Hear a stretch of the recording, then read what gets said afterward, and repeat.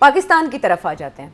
इस अरसे में ये पिछला जो बजट का हफ्ता था, वहीं जीबी में इलेक्शंस भी थे, उस पर भी आपका एनालिसिस लिया, लेकिन खटपट कहीं ना कहीं चलती रही और उस पर आवाज़ें तब बुलंद हो गई जब फैसल वावडा साहब ने आकर तबले जंग बजाना शुरू कर दिया। फैसल वावडा साहब ने तो बाकायदा हर सूबे के वज़ीर आला के बारे में कोई ना कोई बात ऐसी बताई जिससे लग रहा था कि बस सब डंडा डोली सब जाने वाले हैं या कुछ ना कुछ होने वाला है, फाइलें वही नया वही पुराने चक्कर। तो फैसल वावडा साहब को किसने इस काम पर लगाया? वो मतलब लॉन्च किए जाते हैं और फिर उसके बाद वो एकदम खामोश क्यों हो गए? इसी वजह से लॉन्च भी होते हैं और पुल बैक भी कर लिया जाता है।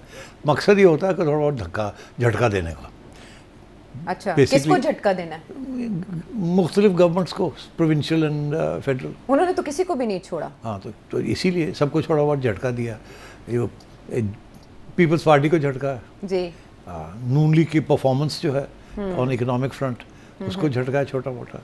पीपल्स पार्टी को सबसे ज़्यादा झटका है। केपी में तो वो झटके देते ही रहते हैं, वहाँ तो वैसे ही होता रहता है। वो तो है ही झटकों में ना, फॉल्ट लाइंस पे। फॉल्ट लाइन तो ये आते हैं 2-3 दिन के लिए, कर भाग जाते हैं, फिर चले जाते हैं। अच्छा, तो वो जुलाई में वैसे भी कह रहे हैं कि मैं बैरून मुल्क होऊंगा, लेकिन उससे पहले यहाँ पर उन्होंने ज़लज़ला बर्पा कर दिया। अब ये है कि इसकी वजह से ये जो झटके दिए उन्होंने, उसकी वजह से पूरी एक रूमर फैक्ट्री शुरू हो गई जी, जो कि बड़ी क्रेडिबल सोर्सेज कोट करती हैं हाँ, कि जी तब्दीलियाँ आ रही हैं जी, कोई साहब लिखते हैं कि जी गवर्नमेंट जा रही है, फेडरल गवर्नमेंट।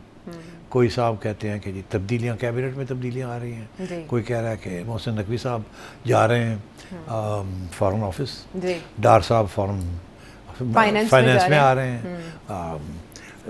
फाइनेंस मिनिस्टर घर जा रहे हैं, और फाइनेंस घर नहीं, वो कहते हैं IMF जा रहे हैं। अच्छा, ये भी है ना उसमें। अच्छा, और फिर लॉ मिनिस्टर टार साहब के बारे में कहा कि मोहसिन साहब जो छोड़ेंगे इंटीरियर, ये वहाँ आपस में ही बांट लेंगे सारे, आपस में ही कुछ बांटी जा रही हैं। इस किस्म की बातें शुरू हो गई। फैसल वावडा साहब ने तो सबके कंटेनर पर जाने या कंटेनर के अंदर जाने की बात की। वो ज़ाहिर है कंटेनर से अंदर जाने से मुराद तो जेल ही है। तो अब मैं ये समझता हूँ कि सिर्फ अफवाहें हैं, कुछ ख्वाहिशात हैं, कुछ मिसलीडिंग फेक न्यूज़ है, कुछ फीड किया जा रहा है, कुछ लोग अपनी तरफ से ही 2+2 को 22 बना देते हैं। मैं समझता हूँ कि एटलीस्ट 1-1.5 माह के लिए तो कुछ भी नहीं होना। 1-1.5 माह मतलब अभी जुलाई? हाँ, जून जुलाई में कोई तब्दीली नहीं आनी। हाँ, कोई काबीना के अंदर भी कोई तब्दीली नहीं आनी। चले, मैं इतना आगे बात करता हूँ। अच्छा, हाँ, उसके बाद क्या होगा? देखिए, अभी आप सिर्फ 1-1.5 माह की अब अभी मैं जो लोग कह रहे हैं जी होने जा रहे हैं, मैं ये कह रहा हूँ अभी कुछ नहीं होने जा रहा। अच्छा, अभी कुछ नहीं होने जा रहा। ये 1-1.5 माह का वक्फा आपने क्यों दिया? तो फिर एसेस कर लेंगे ना, तो उसके बाद। अच्छा, अभी तक तो मेरी चिड़िया की खबर है, कुछ नहीं होना। तो फिर ये क्यों चलाया जा रहा है ड्रामा? फैसल वावडा साहब क्यों आए? किसी को खबरदार करना है? अच्छा, अब होता ये है कि मुझे याद है कि जब 2022 में नवंबर से मैंने कहना शुरू कर दिया था कि आग जल रही है, कि आग जल रही है, हाँ, इमरान खान की छुट्टी के फैसले हो गए जी, ठीक जी, और वोट ऑफ नो कॉन्फिडेंस होगा, हाँ, और उसके रास्ते में कुछ रुकावटें हैं, वो हो जाएंगी तय, तो ये हो जाएगा। नवंबर में मैंने ये इशारा करना शुरू कर दिया। हुआ कब जाके? फरवरी में जी, 6 माह लग गए। मार्च अप्रैल मार्च अप्रैल में, ठीक है ना। तो वक्त लग गया ना।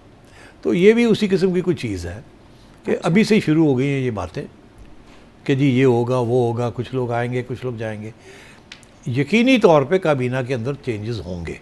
अच्छा, हुकूमत में नहीं, काबीना में? हाँ, हुकूमत में नहीं, काबीना में होंगे, मगर अभी नहीं। अच्छा, ये मैं कह रहा हूँ आपसे। ओके, कब होंगे आई डोंट नो, अभी तो कोई फैसला नहीं हुआ।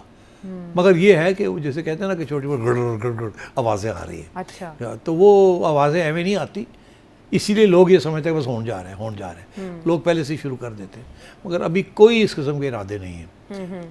ठीक, so I think all is okay so far. 28वीं आईनी तरमीम, जीबी, आज़ाद कश्मीर के इंतखाबात को आप वक्फा दे रहे हैं? मेरा ख्याल है वक्फे की ज़रूरत है, बिकॉज ये चीज़ें चल रही हैं। अगर तो सियासतदानों ने ये मसले हल कर लिए तो फिर शायद इसकी ज़रूरत नहीं पड़ेगी तब्दीली की।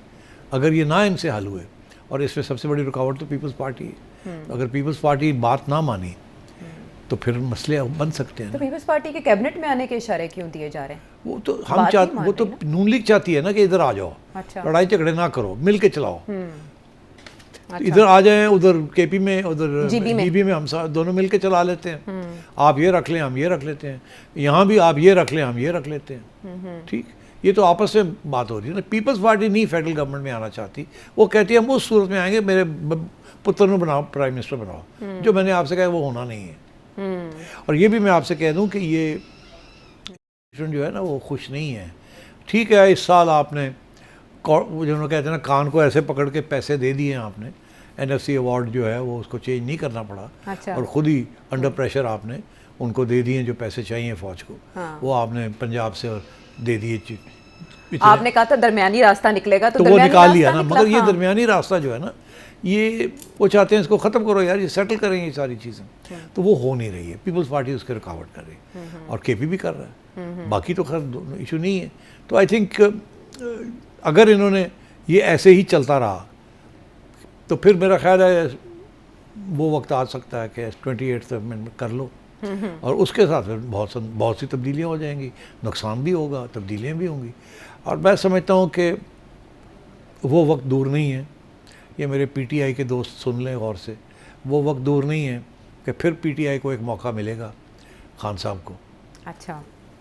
फिर मौका मिलेगा कि कोई गल कर लो, हाँ। चुप करके बह जाओ, गवर्नमेंट में आ जाओ या ऑपोजिशन में आराम से काम करो और help us stabilise the country. Election ले लो, 29-30 में इलेक्शन ले लो, हम गारंटियाँ देते हैं आपको कि आपको ठीक मौका मिल जाएगा। ये ऑफ़र पहले भी हुई थी, खान साहब मानते नहीं थे। खान साहब कहते अभी करो, जो कि होना नहीं है। तो फिर एक मौका मिलेगा, ये मैं समझता हूँ। अब क्या खान साहब को कोई समझाने वाला है कि आपकी जो पॉलिसी है वो फेल हो गई है, तो अब आप अपनी पॉलिसी को चेंज करें।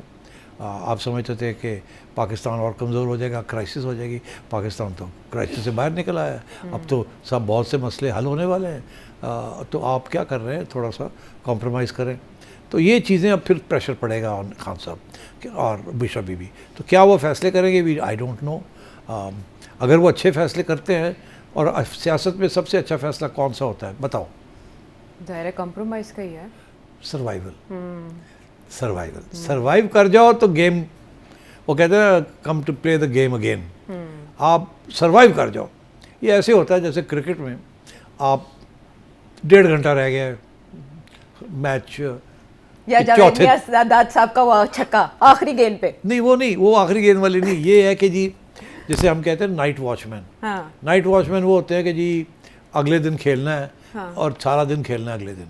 अभी 1.5 घंटा भी रह गया है तो अभी आउट नहीं होना। हाँ। पर जैसे भी है रोकते चलो, गेंद को स्ट्रोक ना करो, रोकते चलो रोकते चलो रोकते चलो, सर्वाइव कर जाओ ताकि अगले दिन फिर से शुरू कर सके। तो अब ये पॉलिटिक्स के लिए होता है सर्वाइव कर जाओ, ख़त्म ना हो जाओ। सर्वाइव कर देंगे, पता है सियासत तब्दील होती रहती है, कुछ ना कुछ हो जाता है, तब्दील हो जाती है, और ये कानून है ना सियासत का।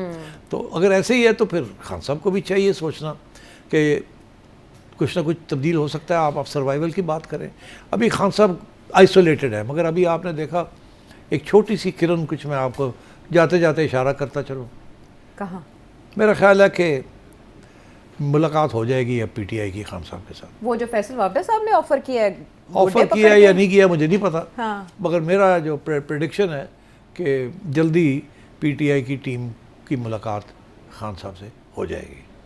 अच्छा, वो ऑफर ये है कि आप बजट पास करवा दें केपी का तो आपकी मुलाकात हो जाएगी। फैसल वावडा साहब ने ऑफर की थी। नहीं तो मेरा ख्याल है कुछ ना कुछ तो होगा ना। हाँ ठीक, और इसी में इशारे हैं। लेकिन ये हैरत अंगेज बात है कि ये स्पेस पीपल्स पार्टी PTI के लिए पैदा कर रही है सारी सिचुएशन में।